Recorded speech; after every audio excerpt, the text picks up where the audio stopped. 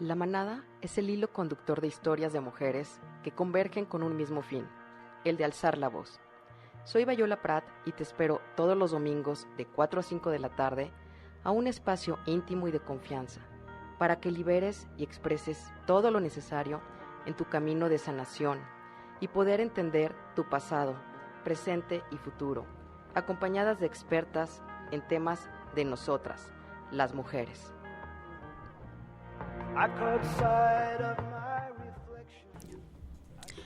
Hola, ¿cómo están? Esta tarde de domingo espero que todas estén muy, pero muy bien.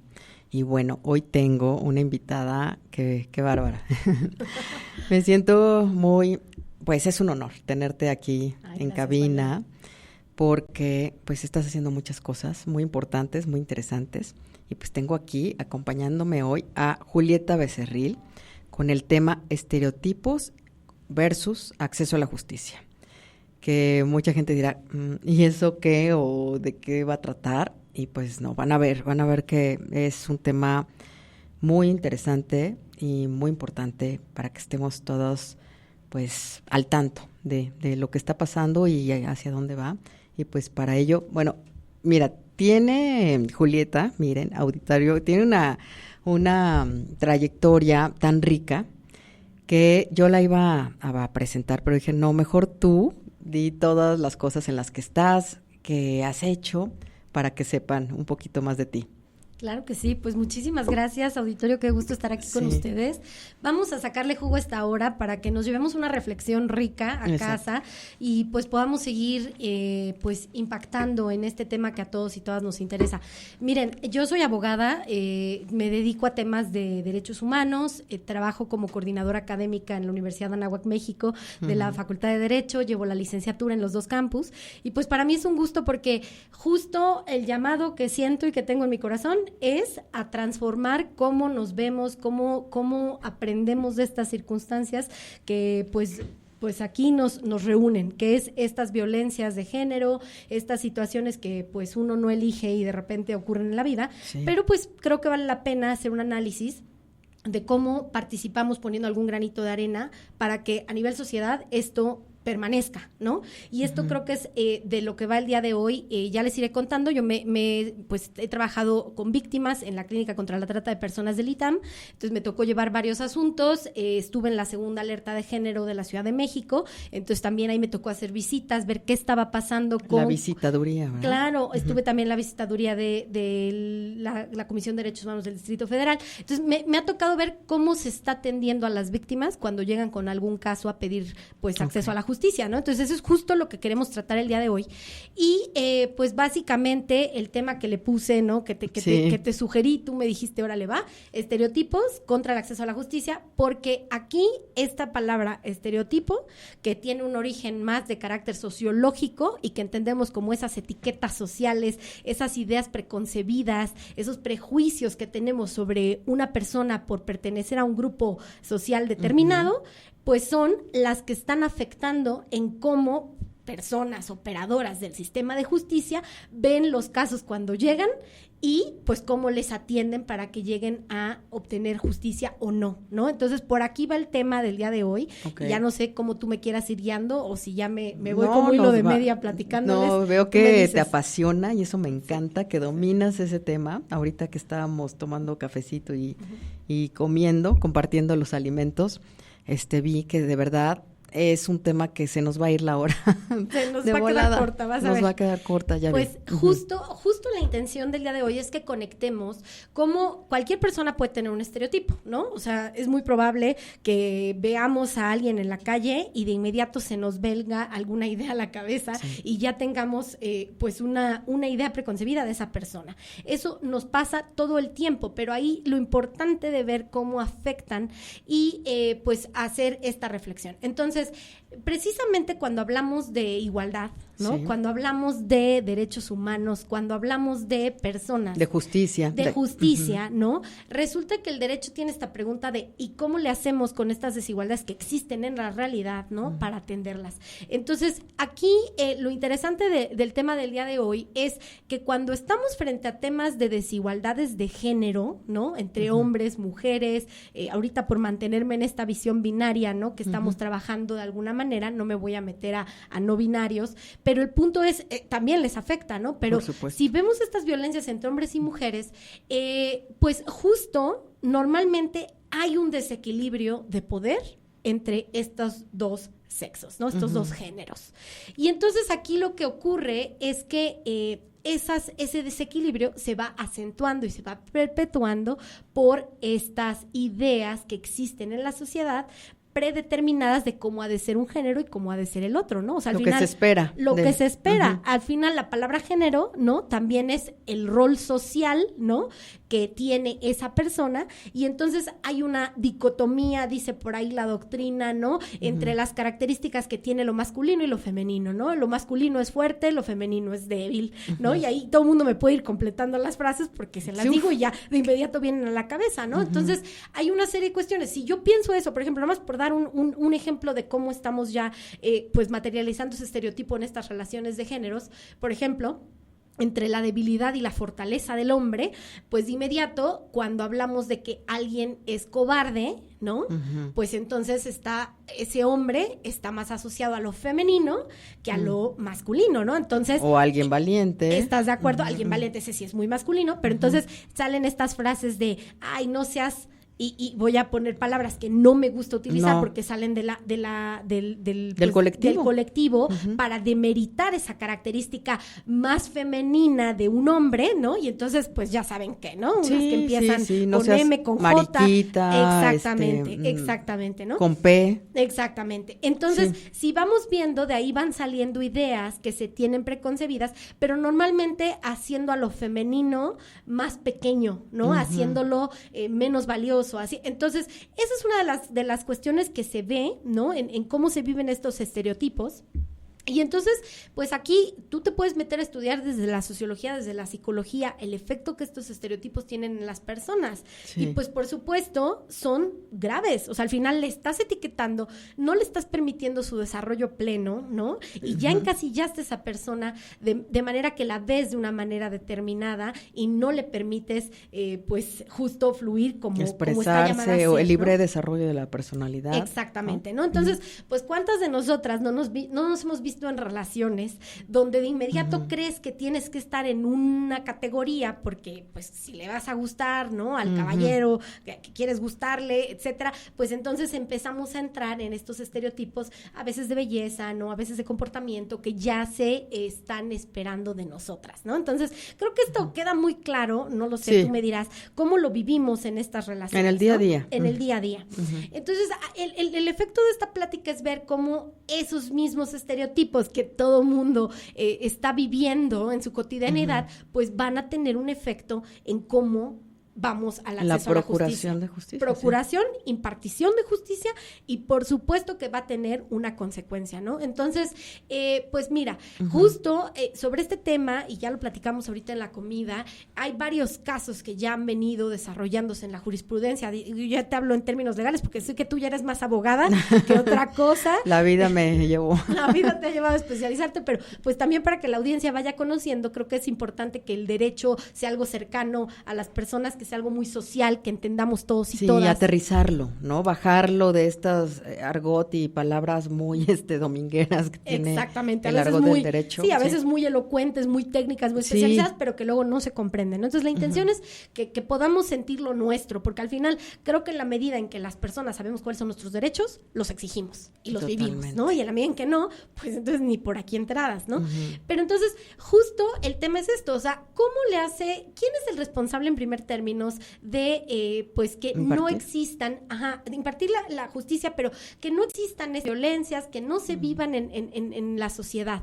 Pues va a ser el Estado, en primer término, ¿no? Entonces, cuando vemos todas estas obligaciones en materia de derechos humanos, porque claro, en estas violencias va a haber implicaciones y violaciones a derechos humanos de las mujeres, de los hombres en algunos casos y demás. Entonces, es el Estado el que tiene que tomar ciertas medidas, ¿no? Entonces, en principio, la primera parte es que no ocurran, tratar de que no ocurran estas violaciones a derechos humanos. Prevención, ¿no?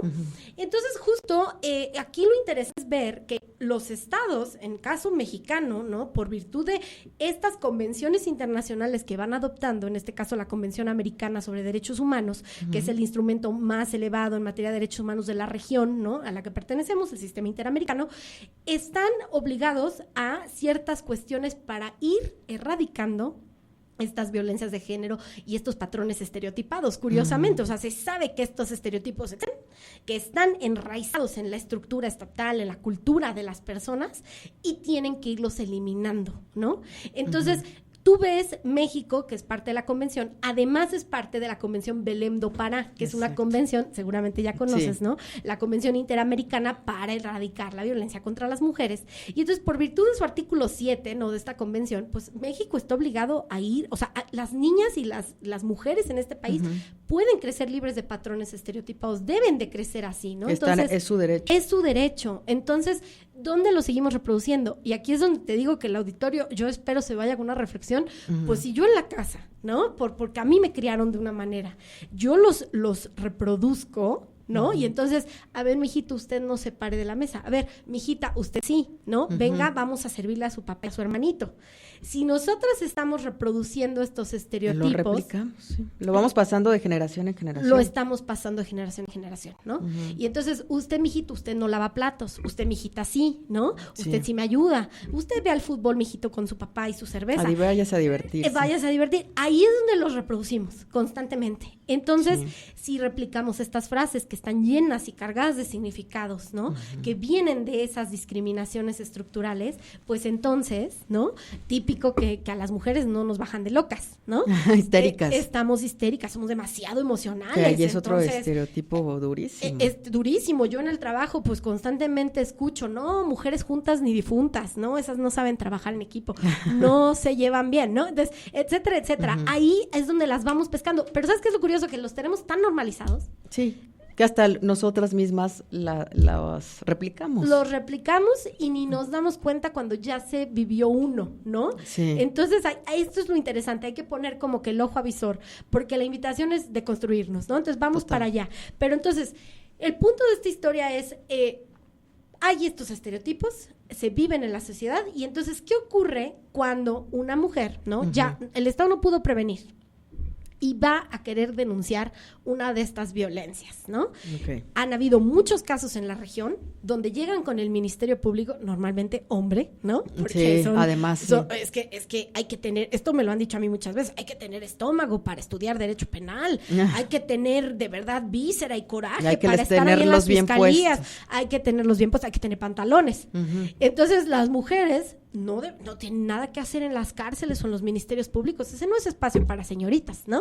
Entonces, pues normalmente el Ministerio Público es hombre. Sí. Y bajo estas lógicas. Y entonces, ¿qué ocurre? Llegaban las mujeres en la región, pues la propia Convención Belém do Pará se firma en Brasil por un caso de una señora que va a denunciar violencia que vivía del marido, pero no le creen y la devuelven como 3 veces a su casa diciéndole, atiéndalo mejor, señora. Son temas de alcoba, o sea, lo van a resolver ya lo van rato a resolver. En la noche. Usted no está haciendo su chamba de mujer, ¿no? Haga su chamba y entonces no le va a pasar nada. Y pues la mataron, ¿no? La historia se cuenta sola. Por eso ahí se firma esta convención, por la relevancia de ir erradicando estas visiones, ¿no? Entonces, ¿qué es lo que ocurre en la Ciudad de México, por ejemplo? Que esto es algo que me parece así, que te explota la cabeza. Como los ministerios públicos disuaden a las mujeres que quieren ir a denunciar, ¿no? Ya tenemos mucha carga de trabajo, de verdad va usted a denunciar esto. Y luego te dicen, pues, ¿y qué efecto va a tener, no? Porque hay una medida, tú la debes de conocer en la Ley General de Acceso a la vida libre de violencia para las mujeres, o incluso también en el Código de Procedimientos Penales, que se llaman las órdenes de protección, ¿no? Estas se activan cuando, pues, hay una situación de riesgo grave que está viviendo la mujer, a lo mejor por violencia física, psicológica. El botón de pánico. Estas se da como estos rondines de la la policía, ¿no? Para cuidar, o incluso de plano la separación del hogar, ¿no? Bueno, por eso los refugios, qué importantes eran. Eran importantísimos. Sí, caray. Y entonces, justo ahí, ¿no? Pues, ¿qué dicen estos ministerios? No, hombre, si la policía ni va a ir a revisar, o sea, estamos cargados de trabajo, esto no funciona, mejor no denuncie, ¿no? Sí. Pues a tal grado... Perdón que te interrumpa, no, adelante, pero adelante. Tienes toda la razón, pero ahorita me quedé pensando, no solo la policía, yo he escuchado, y a mí misma me dijeron muchas veces, no denuncies, pero familiares o amigos. O sea, ¿por qué no sirve de nada? No va a pasar nada, vas a perder el tiempo. Ese lugar, el búnker famoso, es horrible, es muy feo, ¿para qué vas ahí? Entonces, la misma sociedad está hecho todo para que desistas. Para que desistas, correcto, correcto. Sí. Entonces, literal, ¿sabes a qué grado llegó la Secretaría de la Mujer de la Ciudad de México? Crearon una figura que la verdad lo aplaudo, o sea, creo que era necesaria, que se llaman, no sé si la conoces, las abogadas de las mujeres. Ah, sí. Ah, bueno, pues las abogadas de las mujeres. La red de abogadas, sí. Las abogadas de las mujeres tienen un stand, ¿no? Como de feria turística, que es así muy sencillito, en las fiscalías, a la entrada, y su única tarea es acompañar a las mujeres a que denuncien y garantizar que sí les reciban las denuncias. Hazme el favor. Yo lo viví, ahora que lo dices, yo fui a ese stand y todo esto, sí. ¿Ves? ¿Y cómo te hizo sentir? O sea, al final... Pues como tonta. ¿De plano? Un poco, o sea, sentí como, porque dije, ¿por qué están haciendo como este filtro extraño? Donde me decían, haz de cuenta, me decían sentir, ay, la pobrecita, o sea, un cuestionario como muy sesgado. Okay. Muy sesgado. Ay, que te lleva la manita, ¿no? Con el Ministerio Público. Sí. Ven por acá, ¿no? Es que ese es el tema, o sea, al final... yo después me meto, cuando hicimos estas visitas de la segunda alerta de género, pues vemos que las abogadas de las mujeres resulta que ni eran abogadas. Ay, o sea, no tenían estudios en derecho, o sea, pero lo que hacían era memorizarse los artículos y tener bien su localizados panfleto, los que ellas tenían que utilizar. Sí. Y te digo, su única función era recibir a la mujer que a lo mejor llegaba a la fiscalía, se atemorizaba, como filtrarla, o se iba, y acompañarla a que sí le recibieran la denuncia. Entonces, muy curioso, pero a ver, vaya. O sea, si el tema es que funciona para que sí se logre presentar esa denuncia, fenomenal. Pero aquí ya vemos un primer efecto de estos estereotipos, ¿no? En el acceso a la justicia, que en esta parte que es, pues, poder denunciar y que se haga una investigación y se abra una carpeta y eventualmente se judicialice, pues es la procuración de la justicia. Y resulta que ya vemos ese efecto. ¿Por qué? Porque, pues, primero... te disuaden de presentar las denuncias, ¿no? O sea, tú ves que tienen tan poco efecto que mejor entonces los siguientes casos dicen, ya, ¿para qué? Hasta te dicen, te advierten. Que Dios lo bendiga, ¿no? Te advierten que vas a pasar por lo menos unas 6 horas ahí. O sea, de entrada te lo advierten. Te advierto que vas a estar aquí, igual y sales ya muy tarde. O sea, como que... Y te advierten igual que es muy probable que vayas a vivir revictimización en el proceso, ¿no? Sí. A ver, son hombres que a lo mejor no tienen la sensibilidad, ojalá sí, porque hay muchos que ya se están capacitando ya están y que la están trabajando, esa empatía que se requiere, pero... pues la mayoría, ¿no? Y más al inicio del sistema, de todo este cambio de paradigma, pues no tenían esa sensibilidad. Entonces, pues ahí te tenían narrando 3 veces el hecho de la violación, ¿no? Cómo te habían violado, para que pudieran ellos tomar nota, sin tomar en cuenta que es súper violento para una mujer estar contando eso, ¿no? Y súper doloroso. Entonces, bueno, o las tenían ahí esperando al perito, al médico, ¿no? El médico legista, para que pudiera hacerle la inspección, ¿no? Y por ahí tuve algún testimonio, y no quiero sonar grotesca, pero es para que se vea la magnitud de alguien a quien no le retiraban un palo que tenía, porque es que si lo eliminamos, exactamente, ¿no? Si lo eliminamos, entonces ya estamos borrando evidencia y esto también es delito, y entonces hay que esperar y no hay suficientes médicos legistas, entonces hay que esperar esas 6 horas que tú esperaste, esperando ahí, ¿no? Si bien te va. Entonces, aquí es donde ya, te digo, vamos viendo cómo este efecto, o sea, al final es disuasorio, al final es mejor no, ¿no? Entonces, justo ya vamos viendo cómo, pues, es un porcentaje reducido de mujeres las que sí, pues, continúan y denuncian y luego dan seguimiento a las denuncias y se mantienen ahí a pesar del costo emocional que esto tiene. O sea, te lo platicaba yo ahorita en la comida. Yo, con una fundación que arranqué en la pandemia, llevo algunos casos, o sea, los canalizo, los atiendo, les doy asesoría de violaciones, abusos, hostigamientos, delitos de carácter sexual y los canalizo a despachos penales para que los atiendan pro bono. Y en estas pequeñas ocasiones que he tenido ya interacción con varias víctimas, pues la mayoría en el camino dice no. O sea, ya que le explicas las dimensiones de lo que va a significar el proceso penal en su conjunto, mejor dicen no tengo esa fuerza emocional en este momento y no quiero. Entonces, pues tú también creo que lo has vivido, o sea, no es sencillo. No, necesitas mucha red de apoyo, necesitas, porque viene también de la mano de la violencia institucional, ¿no? Justo. Exactamente, donde de verdad te revictimizan, como tú lo dices, pero, híjole, es que se viven cosas tan así de, ponen en duda muchas veces tu vivencia, ¿no? Lo que les estás diciendo.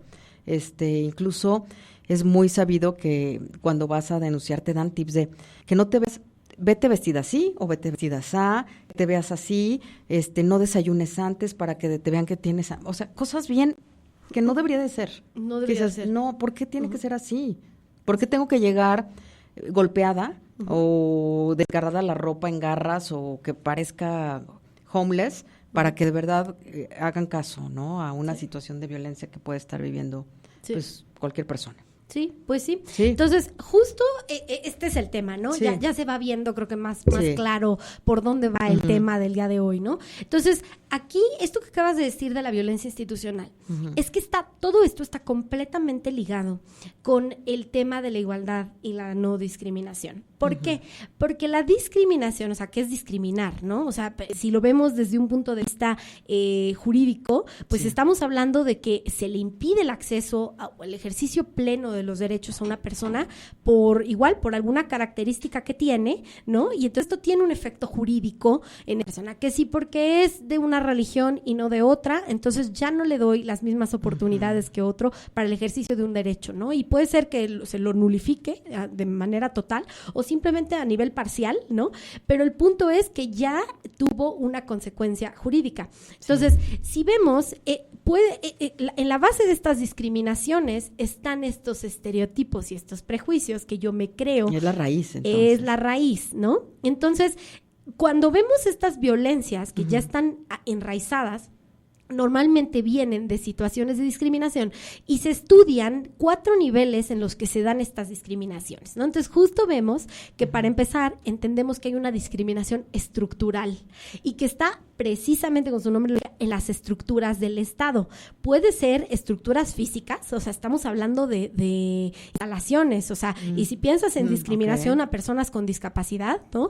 Pues estamos hablando que no hay rampas, no hay tubos para sostenerse, o sea, hay una serie de faltas en la estructura física, pero por supuesto también en las leyes, que son estructuras que existen del propio Estado, y tú lo viviste, ¿no? Ahorita casi me estabas contando que expulsabas la ley vicaria, ¿no? O incluso el caso de la ley Olimpia, o sea, cómo en la propia estructura estatal no tiene, ¿no?, cómo visibilizar algunas cuestiones, otras sí, ¿no? Casos como el que se tuviera que incorporar las licencias de paternidad. ¿Por qué no había licencias de paternidad? Porque pues el estereotipo dicta que es la mamá, ¿no?, la que se queda a cuidar, la que tiene que criar, la que tiene que cuidar. O sea, tiene que, no puede, o sea, tiene. Sí. Entonces, aquí es donde justo estas estructuras reproducen estos estereotipos, ¿te das cuenta? O sea, hay que ir rompiéndolo. Hay que ir rompiéndolo. Entonces, eso es el primer nivel estructural. Pero también tenemos el nivel institucional, donde entonces las instituciones absorben estos estereotipos, ¿no? Y entonces ahí está el claro ejemplo de los policías o las policías que reproducían estereotipos, que te digo, en toda la región, cuando llegaban a decir, oye, mi hija está desaparecida, ¿no? No encontramos a mi hija. Y le decían, ay señora, ¿hace cuánto se fue? No, pues hace 48, hace 24 horas, ponle tú, 24 horas. Y dice, híjole, es que tenemos que esperar a que pasen las 48 primero para buscarla. Pero a ver, dígame, ¿y con quién se fue? ¿Tiene novio? Sí, pues se fue con el novio. Ay, pues andan de fiesta. Se fue de faldita. Están echando novio. Se fue de faldita, ¿verdad? Debe de andar en algún motel, señora. Hijo. Ahorita aparece. Y entonces resulta que se negaban a hacer esas búsquedas cuando, pues ahora ya está muy, muy claro, muy sabido que en esas primeras horas es donde, es que son cruciales, es donde la mujer va a sufrir vejaciones e incluso va a poder perder la vida. Entonces tenemos que detonar, pues, medidas y mecanismos de búsqueda mucho más. Es muy nuevo ese cambio, ¿eh? Sí. O sea, yo creo que tiene no más de 5 años. Exactamente. ¿No? O sea, llevamos justo haciendo este cambio de mentalidad, ¿no?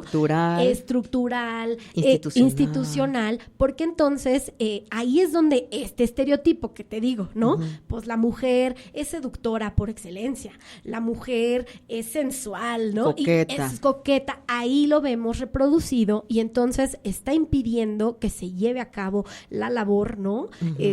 Pues estatal. Y justo el siguiente nivel va a ser la discriminación a nivel cultural, ¿no?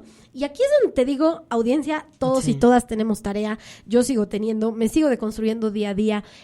¿Cómo reproducimos en la cultura estos estereotipos, ¿no? Esto que te digo de cómo enseñamos en casa, ¿no? La dinámica familiar, o incluso qué meme compartimos en los chats grupales, en el WhatsApp, ¿no?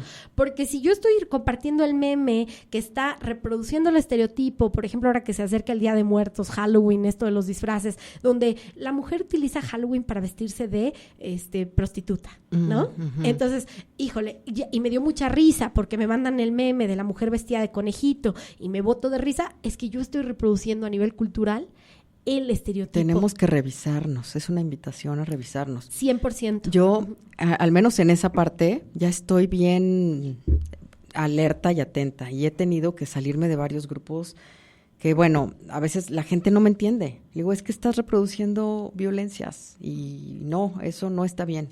Entonces, como que, o sea, sí señalarlo y bueno, no ser parte de eso. 100%, y ahí fíjate que los hombres tienen un reto muy importante, porque yo conozco a muchos, he platicado con varios, pues vaya, no he encontrado uno que me niegue que tienen chats donde comparten abiertamente pornografía. Exacto. Y se obligan a veces a ver ese tipo de contenidos entre amigos, jajaja, ¿no?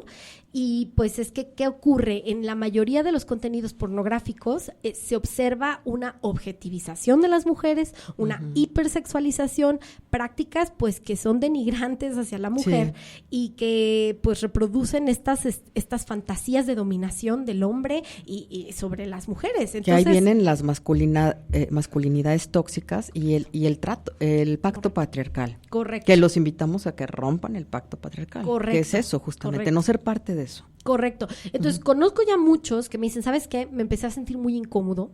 Yo ya no quería ver a las mujeres como un objeto para mi satisfacción.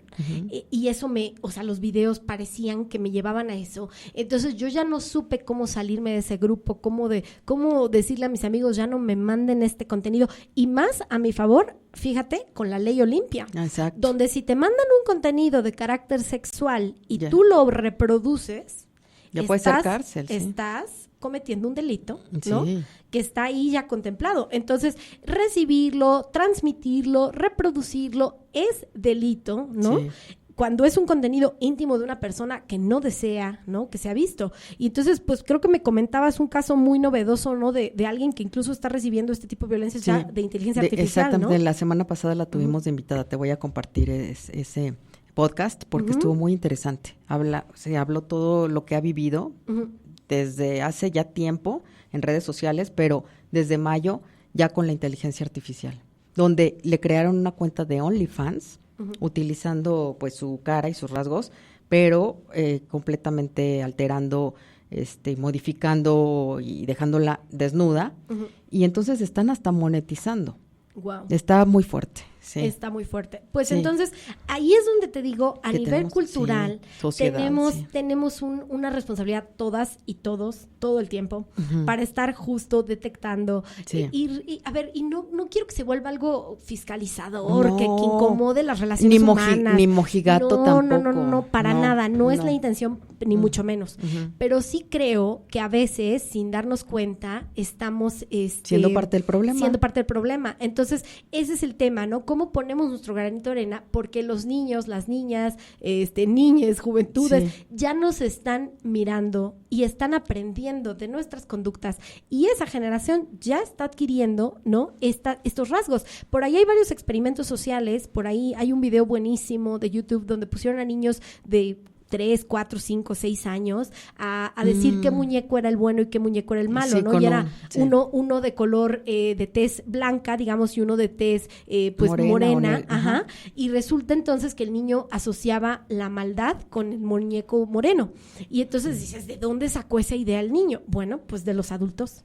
Totalmente. Entonces, aquí es donde tenemos ese llamado, ¿no? Oye, entonces, a ver, es la violencia estructural, la institucional, la cultural. La cultural y la última, que es el nivel individual, ¿no? Entonces, ya, a ver, vaya, pues si estamos en el chiste donde siempre nos reímos de que a mi compañero le dicen el negro, o el suizo, literal tuve un caso así hace poco, ¿no? Unos compañeros se reían de un alumno, dicen, ¿qué pasa el suizo? ¿Qué pasa el suizo? Y pues el alumno... Por güerito. No, era de rasgos afro. Entonces, como era afro, le decían el suizo para pues burlarse de sus características. Entonces, aquí, obviamente, paré en seco la burla y tuve que modelar, ¿no? A ver, esto no está bien, esto es una conducta sancionable. Agresión. Así que en este momento le pregunté a la persona, ¿a ti te gusta que te llamen de esa manera? No me gusta, ok, entonces aquí frenamos, por favor, ¿no? Qué bueno. Pero es como donde vamos viendo, ¿no? Pero entonces, si yo me voy dando cuenta en grupo y en colectivo que algunas cosas están bien, pues ya las tomo a nivel personal y ya me vivo yo así. Y ahí es donde a nivel individualizado yo también puedo estar reproduciendo, ¿no? Y hay un caso muy famoso, por ejemplo, bueno, le llamaron igual un asesino serial que asesinaba a personas homosexuales, también le pusieron un nombre de estos floridos, el mata, ya sabrás, y justo lo que hacía es que él, pues porque culturalmente se discriminaba mucho a las personas de orientación homosexual, lo tenía hiperintroyectado y él en sus declaraciones, a los homosexuales. En sus declaraciones decía, es que yo le estoy haciendo un bien a la sociedad. Yo estoy matando a estas personas que están corrompiendo a la niñez, yo estoy ayudando a la sociedad asesinando. A ese grado llega la psicopatía. A ese grado llega. Entonces, justo aquí es lo que te voy diciendo. Obviamente estas discriminaciones, pues eventualmente se van a convertir en violencias. Y ese es el punto. Son el origen y son la justificación de esas desigualdades tan marcadas y de esas violencias que eventualmente vamos a vivir, ¿no? Como violencias a nivel, tú lo sabes, de la Ley General de Acceso a la Vida Libre de Violencia a las Mujeres, a nivel instituciones de educación, a nivel pues institucionales en general, a nivel familiar, a nivel, ¿no? Ya pues la más, digamos, fuerte de todas, el feminicidio, ¿no? Entonces, ahí van subiendo, van incrementando las violencias, normalmente tienden a escalar, ¿no? Hay una herramienta fabulosa que seguramente todo el mundo conoce, ¿no? El violentómetro que desarrollaron en el Politécnico Nacional, que en el punto 0 pone a las bromas hirientes, desde una broma hiriente donde te digo, ay, estás gorda, y eso ya te lastima, va subiendo hasta el nivel feminicidio, ¿no? Entonces, es muy fácil de la broma hiriente pasar al golpecito inocente y de ahí pasar al gritito y de ahí pasar, y se nos hace chistoso que estamos jugando. Ay, pero ¿de qué te quejas, no? Entonces, eso es lo que tenemos que vigilar, ¿no? Pero bueno, regresando al punto de cómo esto impacta en el acceso a la justicia, pues es que si está institucionalizada una discriminación, como decíamos, pues no te van a poder atender porque creen que, ¿no? La persona que te atiende viene desde ese análisis sesgado, ¿no? Platicábamos, por ejemplo, del caso del campo algodonero. Correcto. ¿No? Como me gustaría que desarrollaras cómo ese ejemplo es un claro ejemplo de cómo no se dio el acceso oportuno óptimo a la justicia por eso, precisamente esos estereotipos. Mira, ese es un caso fenomenal. Ese yo creo que es de estudio obligado por parte de cualquier persona. O sea, el caso Campo Algodonero, que también se llama González y otras contra el Estado mexicano ante el Sistema Interamericano de Derechos Humanos, es un caso vital. Porque ahí, incluso, yo siempre se los dejo a mis estudiantes para estudiar el tema de la prevención, como 2 momentos especiales en que el Estado tiene que prevenir, ¿no? Y es que resulta que empezaron a desaparecer a las mujeres en Ciudad Juárez. Y desaparecían, pero eran mujeres pues que estaban en una situación de vulnerabilidad, jóvenes, y que además estaban en esta industria pues textil, ¿no? Y que de alguna manera las maquiladoras de alguna manera pues si se perdían no pasaba nada. ¿Te las sustituían con sustituían. Entonces resulta que el caso es particularmente especial porque pues aquí la Corte Interamericana dice, a ver, había un contexto generalizado de violencia que tú ya tenías conocimiento, Estado. O sea, esta estadística que se están desapareciendo y particularmente un perfil, ¿no? Era como un fenotipo muy específico de las chavas a las que desaparecían. El Estado tenía que tomar alguna medida, ¿no? O sea, no puede quedarse sentado en, sí, pues están desapareciendo tantas chavas de tal edad. A ver, o sea, tienes que responder, ¿no? Entonces, ahí te digo, es la primera parte de, pues, la prevención. Sí, pero aparte, creo que es importante señalar que en este caso también entran todos estos estigmas y estereotipos sociales porque son mujeres en las que estaban desapareciendo sin acceso a una verdadera justicia, sin el privilegio de poder económicamente acceder sus familiares a de verdad a contratar buenos abogados, porque ¿qué hubiera sido que estas mujeres desaparecidas hubieran sido hijas de prominentes empresarios? No, bueno, entonces nos movemos rapidísimo.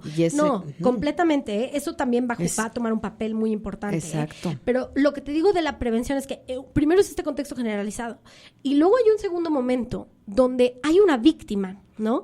Que está corriendo un riesgo real inminente, ¿no? Entonces, una cosa es que yo diga, pues están desapareciendo mujeres, y yo ya sé que ya hay un contexto, por ejemplo, en el Estado de México, pues hay muchas mujeres que desaparecen, entonces ya el Estado tiene una obligación de estar atento, ¿no? Pero otra cosa es que diga, desapareció Juanita. Y si desapareció Juanita y desapareció hace tantas horas, ahí detona un segundo momento de prevención donde el Estado tiene que desplegar todo lo que tiene a su alcance para localizarla lo antes posible, ¿no? Que es lo que platicábamos de dar ese acceso. Y luego lo que tú dices, o sea, una vez que se denuncia, hay que investigar. Y entonces se detona esta segunda obligación estatal de investigar en la mayor cantidad de su alcance, ¿no? Con todos los medios que tiene para buscar la verdad. Y entonces, vaya, creo que tenemos muchas fallas en materia de investigación. Si vamos, por ejemplo, caso de Bani, ¿te acuerdas del caso de Bani en Monterrey? ¿Qué pasó? Estaban investigando y cuando encuentran el cuerpo de Devani, la primera teoría fue, se cayó. Ay, sí, se cayó. ¿Creen que nos chupamos el dedo? Bueno, es que el dictamen pericial dice que tiene un hematoma y que esa es la causa de la muerte. Pero entonces, lo que te digo, y esto lo platicábamos igual en la alerta de género de la Ciudad de México, hablábamos con gente del Tribunal Superior de Justicia de la Ciudad de México y nos decían, es que no hay periciales forenses con perspectiva de género. Y ese es el tema. O sea, híjole, hacen la pericial y sí, el hematoma, pero ¿por qué no estás leyendo la historia completa que te da el cuerpo? ¿Hay señales de violencia sexual? ¿Sí o no? ¿No? O sea, no es solo dar el hematoma como si fuera un hecho aislado. O sea, hay que tener juntar protocolos. todas las partes. Todas las partes. Entonces, eso es lo que tú dices. O sea, desde ¿cuál es el prototipo o el estereotipo de la víctima? Luego resulta que cómo tratan a las personas en las fiscalías por el origen que tienen, por el color de piel, ¿no? Etcétera, etcétera. Luego, cómo llevan a cabo las investigaciones desde el sesgo de lo que creen que es, ¿no? La teoría del caso que ellos se hacen por su propio prejuicio o estereotipo. Y entonces, cómo a la hora de recabar pruebas en la investigación también se hacen desde una visión estereotipada o con falta de perspectiva de género, ¿no? Sí, incluso hasta llegan a decir, ella se lo buscó. Ah, no, por supuesto. Es que esto te recordarás, hay un caso emblemático que me pareció súper fuerte para ejemplificar esto. ¿Te acuerdas que hubo un BMW que se estampa en Reforma porque iba a una velocidad excesiva? Sí. Y solo sobrevive, creo que una mujer, ¿no? Que era la que iba, o no se quiso subir o algo por el estilo. Pero el punto es que la pregunta era, el conductor había sido hombre y era el que había matado a todos los del vehículo, y la pregunta era, ¿y esta mujer qué hacía ahí en la calle? Ella estaba recién casada. ¿Qué hacía en por qué estaba con ese hombre en ese bar esa noche? O el caso de la chava que fue víctima de un Cabify o uno de estos taxis de aplicación. Es que ¿por qué está en la calle a las 2 de la mañana, no? Porque el prejuicio es, la mujer pertenece al hogar. Entonces, siguiente idea que yo derivo, ¿no? Lógicamente de esa primera idea base es, pues la mujer tiene que estar en su casa, ¿no? Si no, se está buscando esos riesgos. Si no, se está buscando, vete a saber qué en la calle, anda buscando hombre o vete a saber qué esté buscando, ¿no? Entonces, ese es lo primero que pensamos, ¿por qué estaba en la calle? Pero pues ahí es donde vamos reproduciendo los estereotipos. Recientemente el caso del empresario que también fue víctima en un bar. Yo no escuché a alguien diciendo, y qué bueno, porque la idea no es que lo hagan, pero, o sea, no es reproducir el estereotipo a la hora inversa, pero nadie preguntó qué estaba haciendo en la calle. O sea, entendíamos que pues salió de fiesta, como cualquier persona puede hacerlo, se la quiso seguir y bueno, sufrió un delito y vaya, y lamentamos su fallecimiento, ¿no? Pero nadie cuestionó por qué andaba en la calle. Eso sí pasa cuando se trata de mujeres, ¿no? Entonces, bueno, ahí vamos caminando. Entonces, la parte de recabación de pruebas, pues también se torna un reto para integrar esas carpetas de investigación con el tema del feminicidio. ¿Cuántos casos no hay ahorita de fiscales que están siendo revisados para ver por qué omitieron pues pensar en que podía ser un feminicidio a la hora de las investigaciones, ¿no? Este caso de esta chava que sale de la Ciudad de México y se llevan a Cuernavaca y en uno de los estados dicen es feminicidio y en el otro dicen no es cierto, se intoxicó y se pasó de copas. Entonces, a ver, ¿dónde es que está este parámetro diferenciado? ¿Por qué no estamos haciendo, te digo, estas investigaciones? Trabajando en conjunto. Claro, descartando, porque eso es lo primero que tendríamos que hacer, ¿no? Sí empezó todo el movimiento feminista en la Ciudad de México. El caso Lesbi, esta chava a la que el novio estrangula en UNAM y que la policía lo primero que pensó fue, se suicidó. Ella solita se amarró un cable y se amarró ahí a la cabina telefónica. A ver. O sea, ¿por qué descartamos de inmediato, no? Porque claro, el estereotipo es que las mujeres somos tan locas que seguramente nos vamos a suicidar por un tema emocional, ¿no? Entonces descartamos siquiera pensar que fue la pareja, ¿no? Quien llevó a cabo el homicidio, ¿no? Entonces, ahí está en cómo se lleva a cabo la investigación. Entonces, si estamos haciendo mala investigación, ¿cuántas carpetas van a llegar verdaderamente a la parte de, ahora sí, la impartición de justicia, a judicializarse, a llevarse ante un juez para que entonces se lleve a cabo este juicio y se pueda sancionar el delito, se pueda sentenciar? Mínimas, ¿no? O sea. Mínimas. Y ese es el problema que tenemos ahorita. Y la siguiente parte es ahora cómo lo miran las juzgadoras, los juzgadores en la parte de ya la impartición de justicia. Porque entonces hablamos de estos famosos protocolos para juzgar con perspectiva de género, pero como que pocas personas entienden del todo qué es esto, ¿no? O sea, a ver, tú, por ejemplo, ¿qué es lo que entiendes por perspectiva de género? Juzgar con perspectiva de género. Pues poner en perspectiva, precisamente, que pues la mujer, en este caso, tiene ahí un sesgo en el que, para empezar, pues hay una brecha salarial, por ejemplo, ¿no?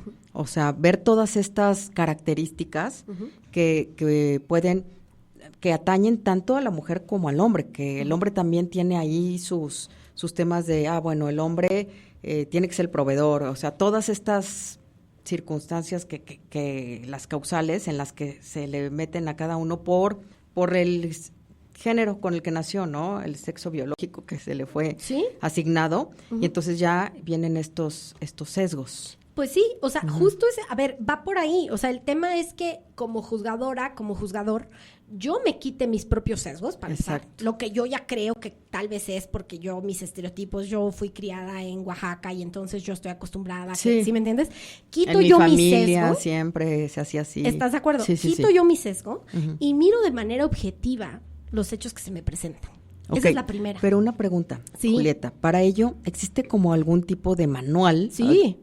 Es que es bien importante eso. Existe, lo desarrolló justo la Suprema Corte, un protocolo para juzgar con perspectiva de género, y tiene una serie de pasos de cómo el juzgador debe de ir haciendo el análisis del caso para hacerlo lo más objetivo posible, eliminar todo sesgo que tenga, ¿no? La propia persona, poder mirar estas diferencias que tú dices, ¿no? O sea, reconocer que las diferencias existen y mirarlas. Y por eso hace rato platicábamos, ¿no? Por ejemplo, de casos emblemáticos ya en esta parte, que discutíamos igual en esta segunda alerta de género con el tribunal, porque, por ejemplo, a la hora de la impartición de justicia para casos familiares, ahí cómo se reproducen estas dinámicas, porque estamos hablando de relaciones de pareja, ¿no? Que además ya tienen un impacto a lo mejor en hijos, hijas, ¿no? Que van a ser pues la base del conflicto que se lleva ante el tribunal. Entonces, ahí vemos mucho que, pues, si estamos hablando de pues a lo mejor una pareja que seguía este estereotipo del hombre proveedor, ¿no? Y la mujer cuidadora, y que entonces a la hora de separarse la mujer no tiene ni cómo pagar una asesoría legal decente. Exacto. Pues entonces vamos viendo que se utiliza mucho esto a favor de la defensa legal del señor, ¿no? Para de alguna manera él esconder sus bienes, no pagarle, ¿no? Y empiezan a hacer una serie de estrategias legales que vaya, yo no comulgo con ello, pero para nada, ¿no? O sea, tenemos que... Ajá, sí, es como, tiene que tener el juez la capacidad también de detectar estas cosas, ¿no? Es correcto. Entonces, pero no es sencillo. O sea, imagínate cuántas capacitaciones, escuchar a los niños, ¿no? Ver si están viviendo violencia, etcétera. Entonces, ese es como el reto que enfrentamos a la hora de impartir justicia, ¿no? ¿Tú has tenido oportunidad de ver esos protocolos? Sí, por supuesto. A ver, yo he tenido oportunidad, los he estudiado y aparte he visto cómo se aplican. Por ejemplo, te contaba yo el caso que me tocó llevar cuando estuve en la clínica de trata de personas del ITAM. El caso que llevé fue atender a una víctima que la habían encarcelado, ¿no? Esto era un proceso de carácter penal. La habían encarcelado por ser cómplice de un delito que había cometido su pareja, ¿no? Contra los hijos de esta víctima, y la prueba que el Ministerio Público presentaba era una pericial psicológica donde decían que ella no había sabido cumplir con su rol de madre. Entonces, a la hora de la impartición de justicia, nosotros alegábamos ante el juez que creer ese es la simplicidad, es ¿no? que Es muy simple. exacto, esa pericial era estereotípica, venía desde ese estereotipo que presentaba que la madre es la que tiene que saber cuidar a los hijos, ¿no? Que exime de toda responsabilidad al padre, y que no era realmente una prueba verdadera, en tanto que esta señora, efectivamente, sí era había... víctima. Exactamente, era también una víctima que no había podido cuidar a sus hijos en ese momento porque no se podía ni cuidar ni ella misma, ¿no? Entonces fue todo un tema probar que esta víctima pues estaba en una situación psicológica muy precaria, muy vulnerable, en una espiral de violencia y que no tenía cómo hacerlo, ¿no? Sin redes de apoyo. O sea, Correcto. Entonces fue pelear, ¿no? O sea, llevar el litigio de tal manera que se mirara con perspectiva de género, o sea, poner de manifiesto estas diferencias y que se eliminara ese sesgo que estaba ahí para encarcelarla. Y afortunadamente el resultado fue favorable para la víctima, quien salió, ¿no? Pero pasó bajo el sistema penal previo a la reforma, estuvo 2 años en prisión, ¿no? Qué fuerte. Exactamente. Pero estos protocolos que tú has tenido la oportunidad de verlos, revisarlos, ¿te parece que están bien formulados? Me parece que están bien formulados, o sea, la teoría está bien hecha. Lo que se vuelve un reto es la aplicación, o sea, es decir, la capacitación para la persona, la sensibilización, o sea, normalmente es un tema de cómo te sensibilizas frente a estos temas. Entonces, aquí es justo la invitación que tenemos para el auditorio, ¿no? O sea, pues estamos contando estas historias para que uno lo pueda percibir, ¿no? Lo pueda vislumbrar y empecemos a estar alertas en estas dinámicas y en estas interacciones que cada quien tiene en sus propias esferas, ¿no? Porque al final, desde la labor en la que estemos, podemos ser alguien que estamos reproduciendo estos estereotipos en el trato, en las conductas, ¿no? Y también podemos ser, a la inversa, agentes de cambio. Exactamente. ¿No? Marcar una pauta distinta en positivo. Por supuesto.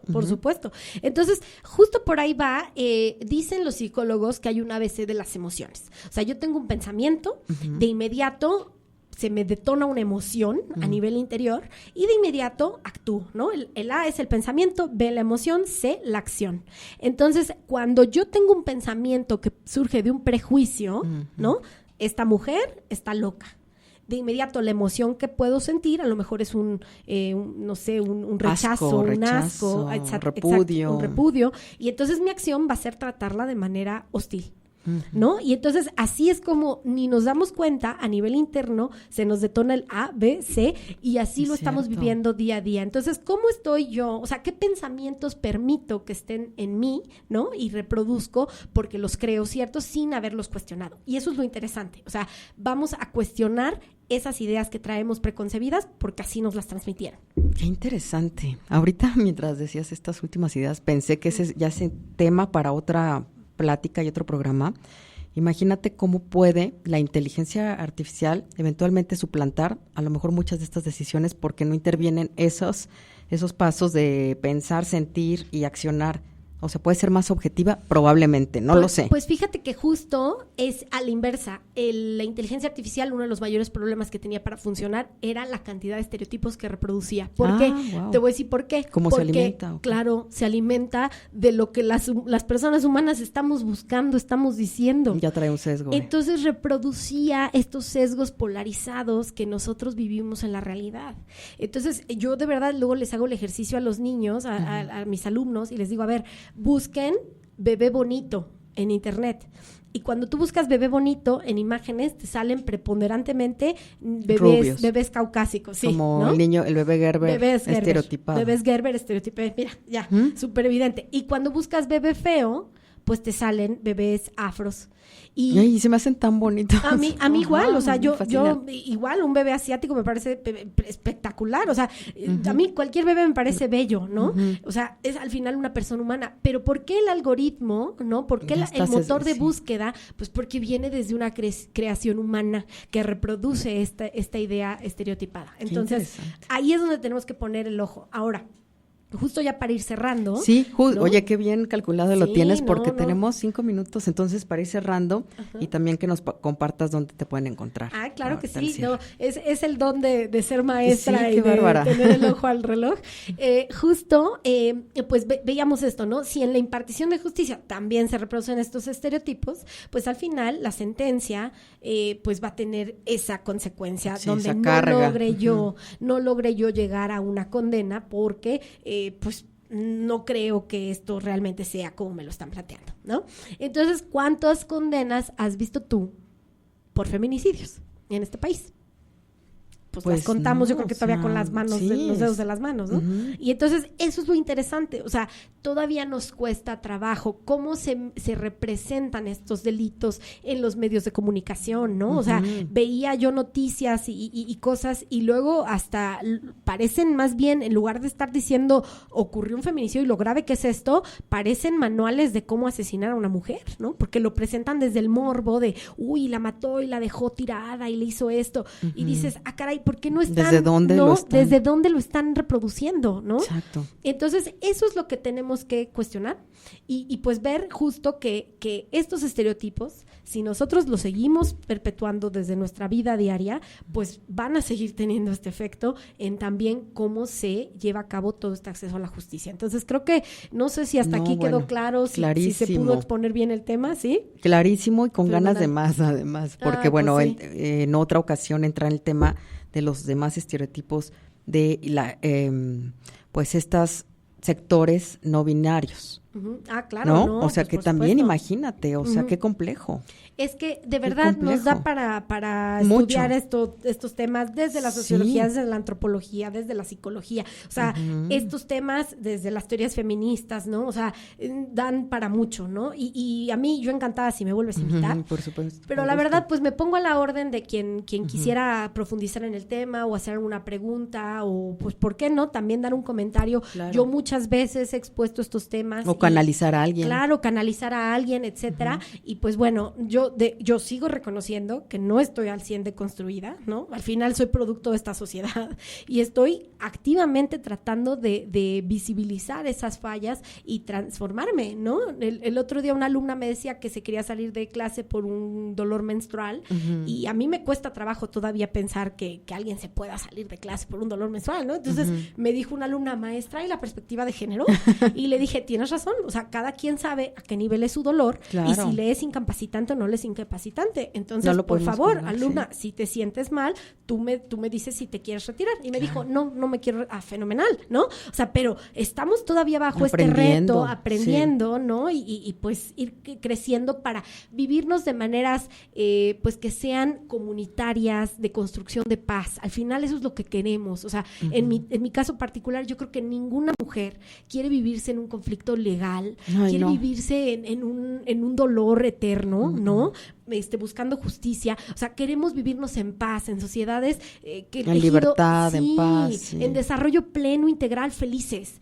Y eso es lo que queremos a nivel societario. Sí. Pero por eso tiene que dejar de existir estas violencias avaladas por todo el sistema, ¿no? Y los estereotipos, ¿no? Y los estereotipos. Entonces, pues bueno, yo quedo a sus órdenes en mi Instagram, en mi Twitter, en donde sea. Soy @Julieta B de burro ERO, que son las primeras letras de mis apellidos, Becerril Romero, Vero. Entonces, quedo a sus órdenes y también, por supuesto, en mi correo institucional, que es julieta.becerril@nahuac.mx, a la orden. Ay, mil gracias, Julieta. Pues que sea el inicio de una gran, tanto amistad como pues complicidad, ¿no? En todos estos temas. Como dice la teoría, ¿no? Rompan el pacto patriarcal y seamos auroras, porque al final necesitamos estar tejiendo esta comunidad entre nosotras para apoyarnos. Claro Así que es. Sí, cuenta con ello. Pues muchas gracias. Y nos traes una canción para despedirnos. Pues hay una canción, esta nada más para que sepan de dónde surge.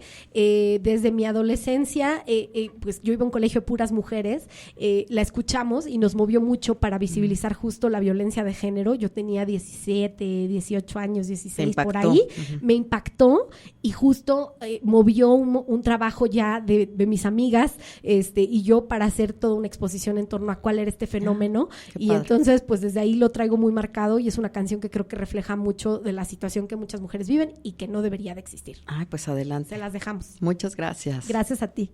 Hasta luego. Bye, buena tarde. Domingo. Bye.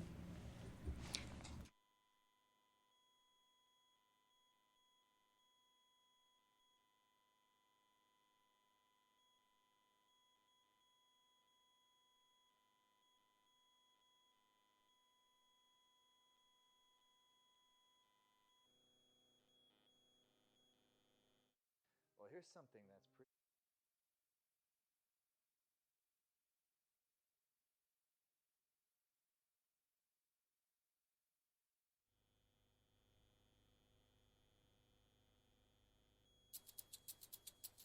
Apareciste una noche fría, con olor a tabaco sucio y a ginebra. El miedo ya me recorría, mientras cruzaba los deditos tras la puerta. Tu carita de niño guapo se la ha ido comiendo el tiempo por tu vena.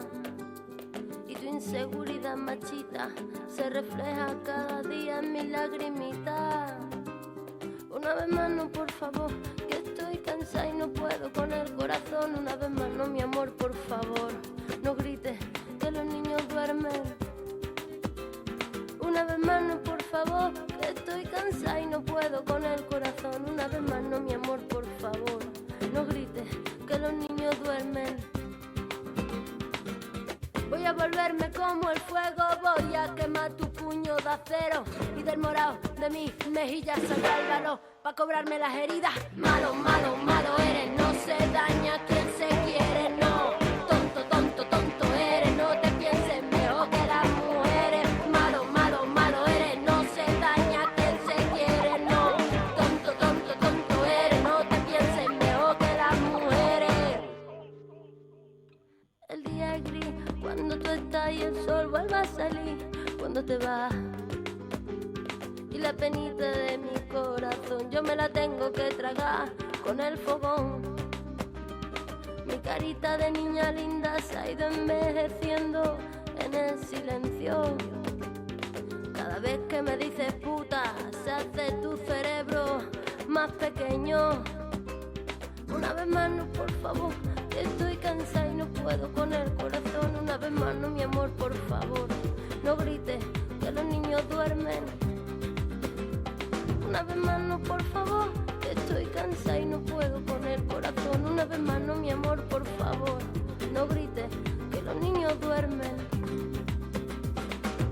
Voy a volverme como el fuego, voy a quemar tu puño de acero y del morado de mis mejillas saldrá el balón pa' cobrarme las heridas. Malo, malo, malo eres, no se daña quien se quiere, no. Tonto, tonto, tonto eres, no te pienses mejor que las mujeres. Malo, malo, malo eres, no se daña quien se quiere, no. Tonto, tonto, tonto eres, no te pienses mejor que las mujeres.